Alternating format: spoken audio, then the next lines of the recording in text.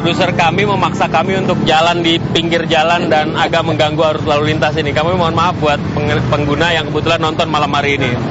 Tapi ini adalah kampungnya Habib Rizik nih. Petamburan merupakan kampungnya mulai dari lahir di sini? Saya lahir di sini. Besar di sini? Besar.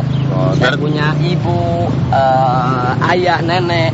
Di sini semua? Semua lahir di Petamburan. Nah, ini Petamburan kan bukan hanya ada orang Islam kan? Ya. Jadi Habib juga berinteraksi juga dengan orang-orang non-Muslim dan juga dari berbagai etnis gitu kan? Di Petamburan ini ada 5 gereja. Dan hubungan kita masyarakat Muslim di sini dengan gereja-gereja tersebut sangat baik. Dan selama ini tidak pernah ada konflik. Jadi kerukunan antar umat beragama di Petamburan itu sangat-sangat terjaga. Nah, karena gereja-gereja yang ada semua resmi, tidak ada yang ilegal. Nah, kemudian mereka juga tidak pernah melakukan hal-hal yang negatif yang mengganggu daripada ketenangan masyarakat. Dan masyarakat sangat toleran dengan mereka. Oke. Saya pikir no problem. Dan saya sendiri SMP-nya pernah di SMP Kristen. Masa? SD negeri, SMP Kristen, kemudian SMA di SMA Islam. Nah, tapi tetap tidak mengganggu daripada saya punya akidah sebagai seorang Muslim. Nah, sebenarnya kan dengan berinteraksi dengan masyarakat yang berasal dari golongan berbeda, agama berbeda, etnis yang berbeda, seharusnya kan bisa menumbuhkan kesadaran kebersamaan, Bib. Ya. Yang kelihatan sekarang, FPI sangat-sangat eksklusif. Ngebelain Islam, sekolah teologi dibubarin, bukan dibubarin, didatengin lah, dan lain sebagainya, dan lain sebagainya. Terus orang berpikir nih, semua orang harus jadi Islam nih di mata Habib Rizik. Kalau suatu ketika Habib Rizik jadi presiden misalnya, misalkan ini, saya nggak tahu beliau akan punya rencana atau enggak, nanti kita tanyain aja. Ya. Kalau seandainya Habib Rizik yang jadi calon pemimpin, bisa bahaya orang-orang yang bukan Islam. Gimana, Bib? Baik, jadi begini. Saya dan kawan-kawan di Front Pembela Islam, kita sangat menghargai pluralitas. Kita sangat menghargai kemajemukan, keragaman, dan kita selalu ingin membangun kebersamaan. Tapi FPI menolak pluralisme. Jadi FPI menerima pluralitas, tapi FPI menolak pluralisme. Dalam pandangan FPI ada perbedaan yang mendasar. Oke, perbedaannya? Kalau pluralisme itu adalah satu isme yang meyakini semua agama sama. Semua agama pasti masuk surga. Sehingga seorang Muslim yang meyakini kebenaran Islam dipaksa oleh pluralisme untuk mengakui kebenaran Islam. Begitu juga sebaliknya. Seorang Nasrani, Kristen yang meyakini kebenaran ajaran Kristen kemudian dipaksa oleh pluralisme untuk mengakui kebenaran Islam. Ini bagi FPI tidak fair karena pemaksaan tidak boleh ada. Nah, karena itu FPI menolak pluralisme. Karena pluralisme bagi FPI pencampur adukan akidah. Yang boleh hanya keberagaman. Nah, adapun pluralitas itu adalah keragaman. Artinya begini, kita dengan umat beragama apapun harus saling menghormati, harus saling menghargai, harus saling bekerja sama untuk menciptakan ketenangan dan keamanan. Biarkan si Muslim meyakini bahwa agama Islam yang paling benar, selain Islam tidak benar. Dan biarkan si Kristen meyakini agama Kristen yang paling benar, selain Kristen tidak benar. Itu hak keyakinan dia, itu hak akidah dia. Tapi dia tidak punya hak untuk menghina agama lain. Jadi umat Islam sepanjang dia yakin agama Islam yang benar, selain Islam tidak benar, sepanjang dia tidak menghina agama lain, tidak ada masalah. Begitu juga Kristen. Silakan para pendeta untuk berteriak di gereja mereka agama Kristen yang benar, selain Kristen tidak benar. Itu hak mereka untuk berakidah, untuk beragama. Ini lebih fair. Jadi kita menjamin kebebasan seseorang untuk meyakini agamanya benar dan untuk tidak menerima agama lain. Ini pluralitas. Tapi bagaimana dengan kemajemukan macam ini merupakan satu keniscayaan. Harus kita terima dan wajib kita terima. Nah, adapun isu-isu yang mengatakan FPI mendatangi teologi, FPI menutup gereja, ini tidak benar. Tidak ada satu gereja pun yang ditutup oleh FPI sepanjang kelahiran FPI. Adapun peristiwa-peristiwa yang terjadi, ada beberapa catatan, itu bukan gereja. Itu kalau dalam istilah FPI gereja liar. Rumah yang dipakai untuk ibadah ilegal. Jadi sebetulnya bukan persoalan agamanya, persoalan hukumnya. Kita jalan. Dari luar tadi ini kita masuk ke dalam, ini kompleks. Ini Kompleks battle. Di kampungnya FPI ini ada kompleks gereja, ada sekolah penginjil, teologi. Dari SD sampai SMK. Laskar pernah datang nggak sini? Kenapa? Pernah datang nggak Laskar? Kita datang kemari damai-damai aja. Silaturahmi.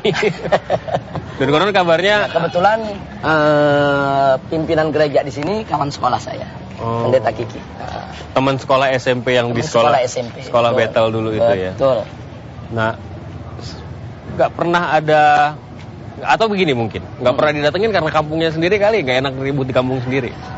Yang jadi persoalan selama ini lingkungan Betel ini dengan semua perangkat sekolah yang dimilikinya, mereka tidak pernah bikin masalah dengan masyarakat. Bikin masalah tuh apa sih itunya? Ya, artinya mereka di sini sopan, baik, santun, bergaul, tidak eksklusif. Nah, kemudian ditambah lagi memang tempat ini semua legal.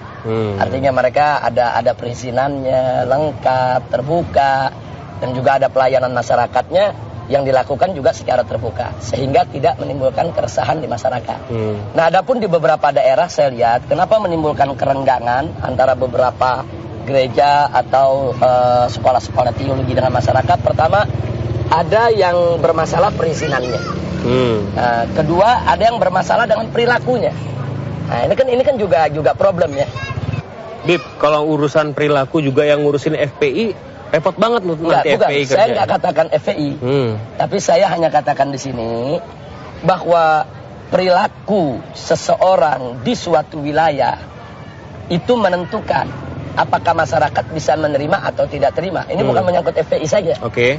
Jadi kalau kita dari datang dari mana begitu ya, kemudian tinggal di daerah seseorang, kemudian kita tidak bisa menyesuaikan diri dengan kesantunan, keramahan, etika, norma-norma, itu kan akan menimbulkan problem. Dan ini nggak melihat agama mereka. Balik lagi nih pertanyaannya, Bib. Iya. Kalau misalnya itu menimbulkan keresahan secara sosial, yang ngurusin udah ada bukan? Polisi yang ngurusin misalnya, atau ada saluran-saluran melalui camat lah, melalui lurah lah gitu. Kenapa FPI ini gini nih, orang menangkap FPI itu kok gemesan gitu loh, dikit-dikit maju, dikit-dikit terlibat gitu. Ya, jadi begini, saya pikir ada satu hal yang perlu diluruskan, bahwa setiap aksi yang dilakukan FPI dalam persoalan apa saja itu ada prosedur. Nah, di antara prosedurnya adalah bagaimana kita mendorong pemerintah setempat, bagaimana mendorong keamanan setempat, bagaimana kita mendorong instansi-instansi yang terkait. Ini dilakukan oleh FPI bisa berbulan-bulan, bahkan ada yang bertahun-tahun. Jadi setiap persoalan harus kita ikuti prosedur terlebih dahulu. Tapi kemudian yang gini, media menangkap potret ketika huru-hara terjadi. Iya. Artinya kan itu kan juga ada perannya FPI di dalamnya gitu. Media kan bukan media yang sekarang begini, kalau kita bicara media, pada saat FPI menjalankan prosedur, media kan kita undang. Oke. Pada saat kita berikan surat itu kan kita bikin tembusannya. Pada saat kita melakukan satu perbuatan kan kita buat konferensi pers. Artinya media sebetulnya sudah tahu itu. Kita kalau masyarakat memang kan tergantung bagaimana media mempublikasikannya. Nah, banyak media, kita tidak bicara semua media ya. Banyak media entah apa pertimbangannya ini tidak dipublikasikan. Sehingga begitu terjadi anti klimaksnya, katakan terjadi benturan atau terjadi sesuatu yang punya nilai berita, baru media beritakan. Bagi media sebetulnya mereka sudah tahu prosedur ini, tapi bagi masyarakat mereka kan tidak tahu prosedur. Akhirnya masyarakat menilai FPI ujuk-ujuk merusak. Ini kan nggak punya cita-cita masuk penjara lagi kan, Bib? Atau laskarnya masuk penjara lagi kan? Aneh nggak tahu nanti waktu masuk penjara kemarin sempat nonton tenis apa enggak. Tapi ya setahu saya masuk penjara nggak enak gitu.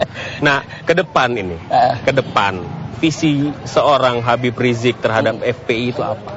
Ya. Apakah mau ya begini-begini aja terus gitu? Atau melakukan sesuatu yang lebih besar yang maslahatnya dirasakan orang walaupun ada stigma, ada desain untuk merusak FPI dan lain sebagainya. Visi Anda ke depan seperti apa? Jadi begini, pertama saya mau garis bawahi seorang dai, aktivis dakwah tidak boleh bercita-cita untuk dipenjara. Penjara nggak boleh jadi cita-cita. Penjara itu adalah resiko perjuangan. Nah, artinya kita harus sebisa mungkin menghindar dari praktek-praktek yang bisa mengantar kita kepada penjara. Itu harus kita hindarkan. Artinya bermain yang lebih cantik, yang lebih manis, yang lebih elegan. Itu kita semua aktivis termasuk FPI. Saya jelas. Terima kasih. Terima kasih atas waktunya. Jadi FPI Pancasilais. Itu kata ente. Saya cuman apa namanya nganterin ente ketemu sama masyarakat yang ada di Iya, rumah. jadi artinya Pancasila jangan disalah tafsirkan lah. Pancasila jangan dijadikan alat politik dengan penafsiran yang menyimpang. Nah, mudah-mudahan Indonesia ke depan jadi baldah thayyibah. Amin. Dan mudah-mudahan insya Allah kita semua bisa mendapat barakah dari Allah. Amin. Terima kasih. Baik, jazakumullahu khairan jazaa. Sampai ketemu lagi. Sampai di sini kita ketemu minggu depan dengan tokoh yang lainnya. Ya.